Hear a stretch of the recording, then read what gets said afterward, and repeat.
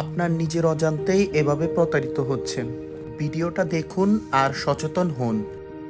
এইগুলো হচ্ছে নদীর মাছ। নদীর মাছ পিওর হয়ে থাকে এবং কি খেতে সুস্বাদু, সেজন্য দামটাও একটু বেশি হয়ে থাকে, তাই প্রতারণা বা 2 নম্বরীও বেশি হয়ে থাকে। কিন্তু এটার ভিতরে এই যে দেখেন চাষের মাছ, এগুলো হচ্ছে চাষের মাছ। আলাদা করে দেখাচ্ছি আপনাদেরকে। এই চাষের মাছ ঢুকিয়ে দিচ্ছে, কম দামি মাছ মিক্সড করে বিক্রি করতেছে।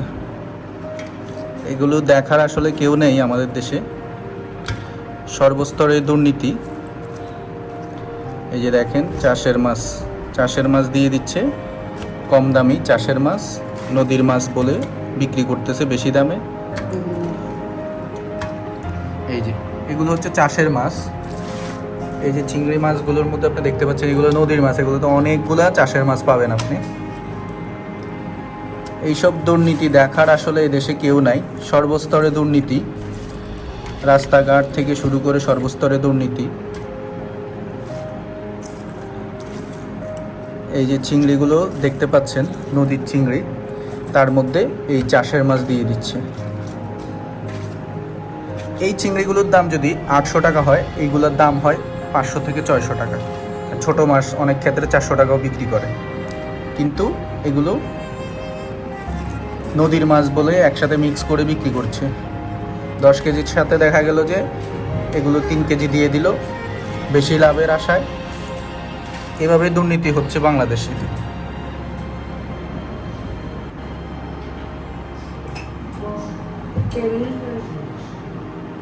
এই যে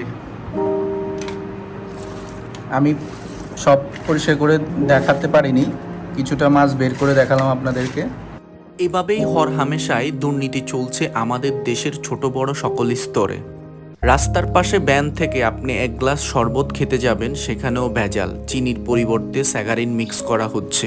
আমার প্রশ্ন, এই স্যাগারিন যারা আমদানি করে এদেরকে লাইসেন্স যখন বাংলাদেশে এটা ইম্পোর্ট হচ্ছে, তখন কি প্রশাসন এটা দেখে না? প্রশাসন কেন এই ধরনের কেমিক্যাল বা বিষাক্ত জিনিস ইম্পোর্ট করার জন্য লাইসেন্স দিচ্ছে, ইম্পোর্ট করার জন্য অনুমতি দিচ্ছে, এগুলো তখনই কেন আটকে দিচ্ছে আমি না?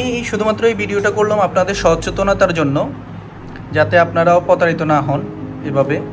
এগুলো হচ্ছে নদীর মাছ, দেখে নিন যাতে পরবর্তী কিনতে পারেন। এগুলো হচ্ছে নদীর মাছ,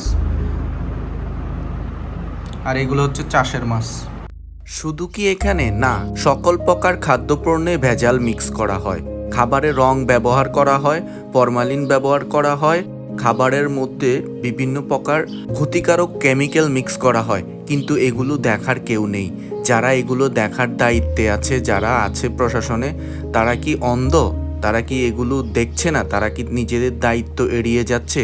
শুধু এসি রুমে বসে থাকলে কি চলবে, নাকি তাদের দায়িত্ববোধ থেকে কিছু করবে? এদেশের বাজারে মার্কেটে দোকান ফাঁকা থাকে, অথচ ফুটপাতে এত পরিমাণ দোকান যে মানুষ হাঁটার আর রাস্তা থাকে না, ফুটপাত দিয়ে হাঁটার কোনো গতি থাকে না। দোকানের সামগ্রীগুলো ফুটপাতেই সাজাতে হবে, ফুটপাতেই রাখতে হবে। এদেশের এটা কেমন নিয়ম আমার জানা নেই।